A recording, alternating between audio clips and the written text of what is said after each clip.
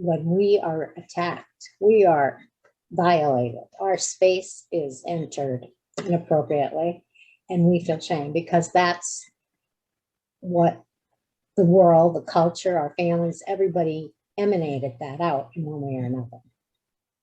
Right? I will tell you this, and I'm going to have to put the picture on my website. There is a picture of me, and I can't be more than 4 years old. And I'm sitting with my, no, I have to be.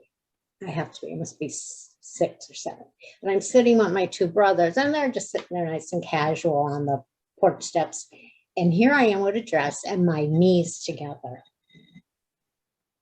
Because that you were told that even as a little child to keep your legs together, they could see your panties. Did you get that, Carol? Penny? Don't drop the pill is what we were always taught. I don't know what that means. If you don't have your knees together tight enough, the pill will drop. Oh, okay, like you're holding a pill. Okay, Carol.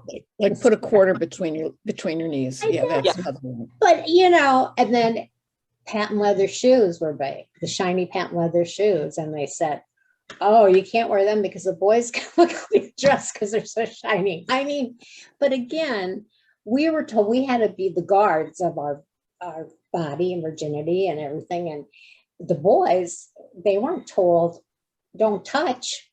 I don't think they were. I don't think any boys at that time got talks with their father about, respecting women. The most they might have been told is, don't get her pregnant. That was a big thing, right? For a minute. I was raised. The church was Elm Park Methodist Church, and I don't ever remember any problems there. Now, I know that there are Protestant churches where there are plenty of problems, okay? Yeah. But we didn't seem to have it. We had a strong youth group, but I didn't know anything. I mean, I was really dumb. I was honestly wishing you could have talked to me about something because I had no idea. And, it was tough when I first got married. Not that I didn't make out with guys and everything, but still. So he was your only. Different, right? He was your only.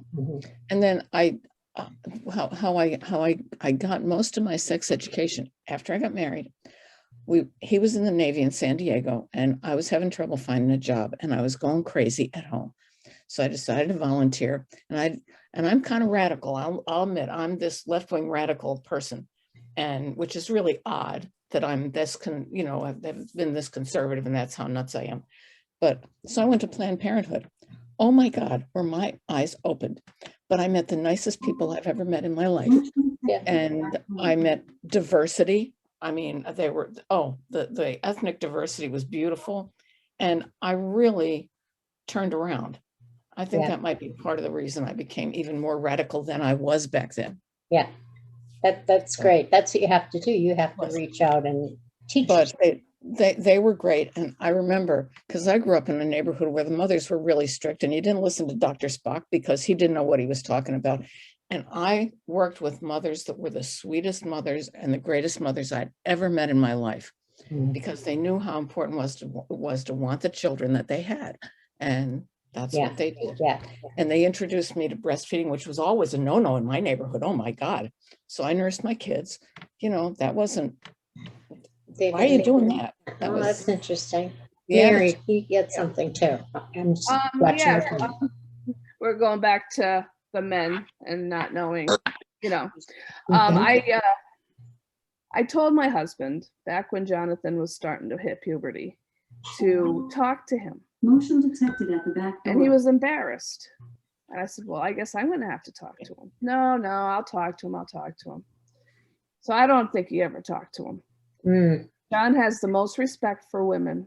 He's a very sweet child, or man, I should say now. I think it's lead by example. The way he treats me. Yeah, that's true. The way he treats me, and he saw how we were together. I'm hoping this is what it is. And so that's how he would treat a woman. So I think my husband did kind of teach him something, without actually saying words. Yeah, yeah. Well, that's the thing. I didn't have teachers. My Right. parents weren't good teachers of anything, and we didn't have sex ed in school and again, all that stuff. But the thing with Steve, the older man from the bakery, Mhm. After I talked to that priest, and I was made the bad guy in this, not the victim, I broke it off. So I had gone in his car. We went. I broke it off. And that was the last time I was going to be in his company. And that was the night my brother decided to follow me because he had figured it out. He had finally saw me get in his car, whatever. My brother's like a year younger than me, Irish twins. And and he had me, my brother Joe had me on a pedestal until that night. And when I came home, oh my God, he raged and raged again, like I was wrong. And I said, Joe, I was telling him, no, I'm not seeing it anymore. And nothing really happened. And I always feel like that was the day. Now, my brother still respects me. I'm the oldest and everything, but I just felt that shift. I wasn't on a pedestal anymore. He was so angry. But again, why didn't he go punch Steve in the face? Yeah. Right. Oh my gosh. And on we go. And then workforce stuff. This isn't work, it's college, but I was in college and I was 28. I was just starting. And I had this literature class, and it was on French and Russian authors, but it was in English. And I did very well in school. Mhm. And so, of course, I got an A or whatever. So the Russian guy, and he looked like Omar Sharif. I think that's the right person. He had that look and the dark hair and swarthy looking. And I wasn't attracted to him or anything. And he had to be at least 20 years older than me. So after I finished that course and I got the A, he grabbed me in the hall one day. He says, I want you to take Russian literature and I'm going to do this, this, and this. I said, oh, I'm really not that into Russian literature. And he looked at me, and it's the look sometimes. And he said, you will get an A.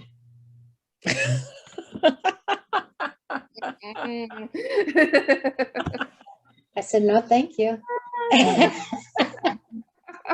Because it was obvious, very obvious. I said, I don't need an A that badly. I mean, I have a lot of stories like that they didn't really touch you, but they made insinuations or they, came on to you. And that's just the way it is. And the worst one, of course, was the attempt at rape, which was very traumatic, of Yeah, course. I can imagine. Yeah. And I already had, now I already have holes in my memory from 5 until 10. So I don't know if it was just that orphanage thing that traumatized me. I don't believe that. I think there was so much violence in my house when I was growing up that I blocked it all out. So I definitely believe I had PTSD. Mhm. And Penny, you went through some violence in your foster home, correct? Well, I was adopted at 9 months, and at 3 years old, my parents decided they didn't want me and put me into an orphanage, which my mother was literally the Wicked Witch of the West. And I say that very, very, everyone would agree with me.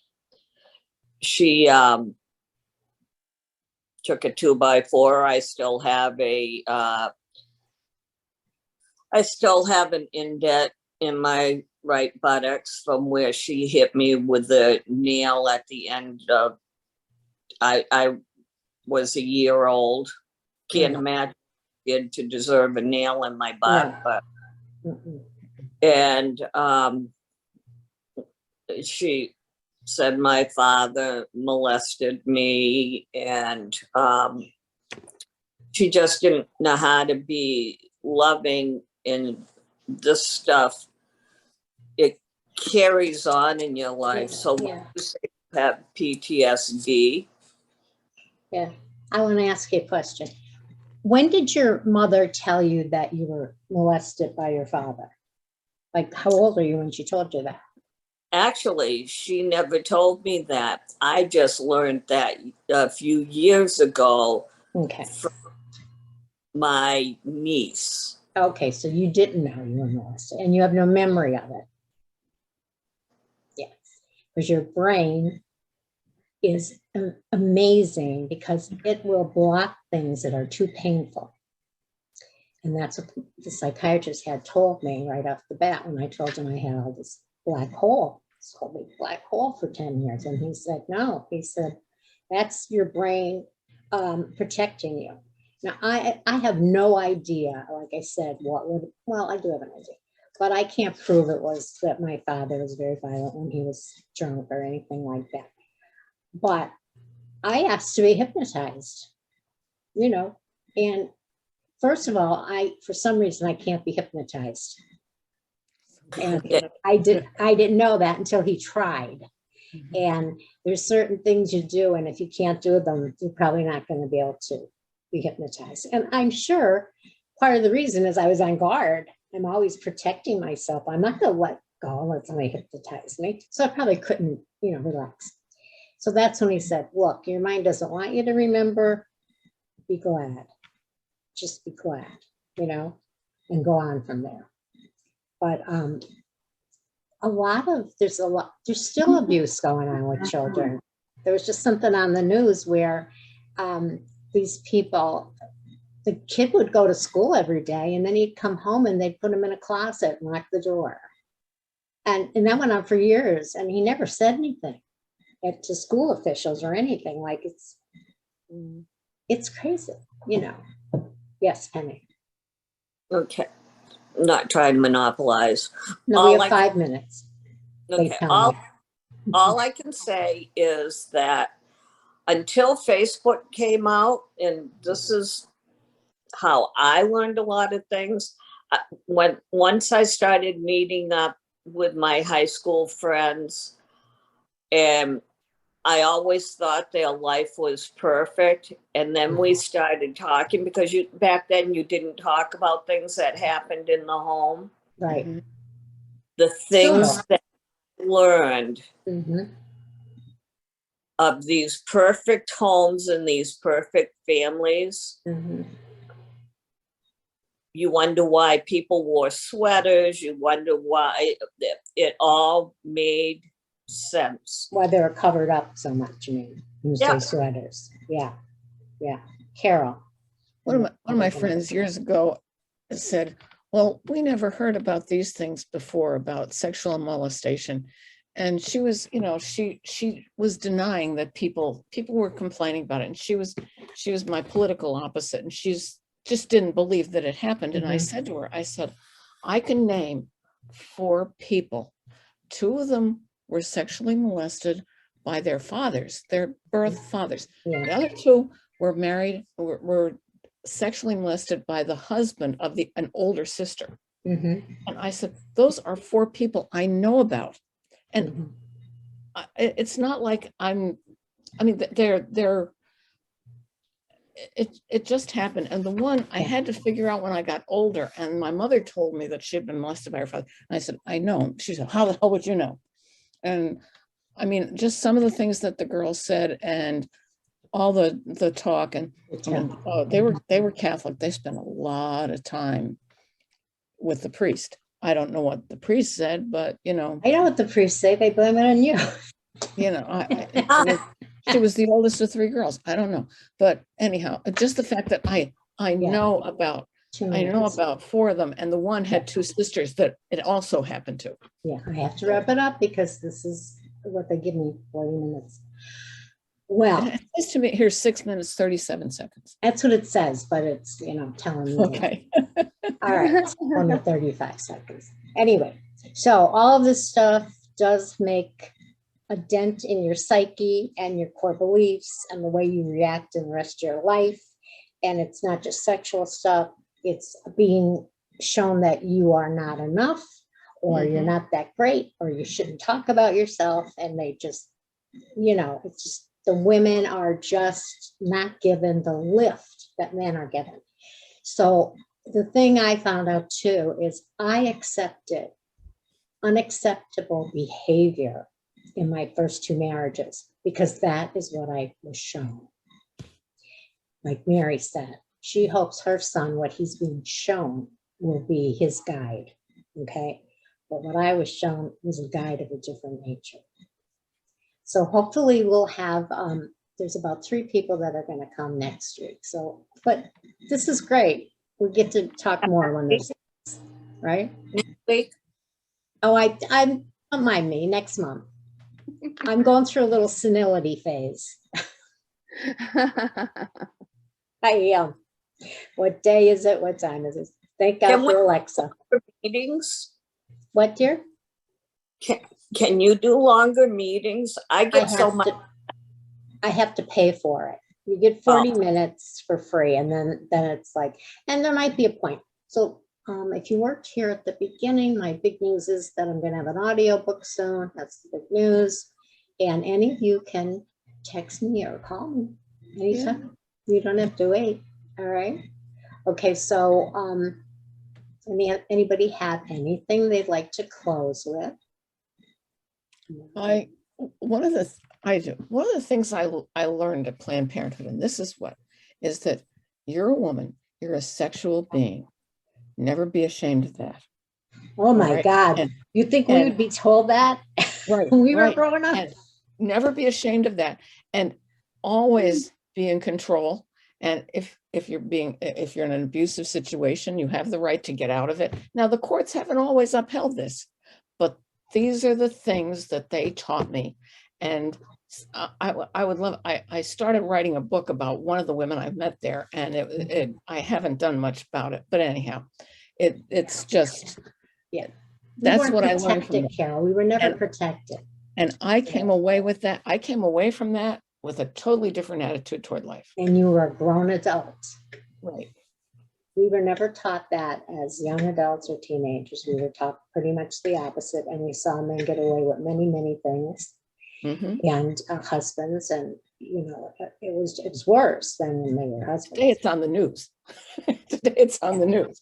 So nothing's changed, girls. Nothing's changed, but we're trying to change. And the Me Too movement did a big thing. That's a big thing because so many women now are coming out and talking, and it's amazing how many men are sick. The sickness is depraved. Do you think the Jeffrey Epstein thing would have come out if No, it won't ever. Now it's like all these people, it's coming out, and I'm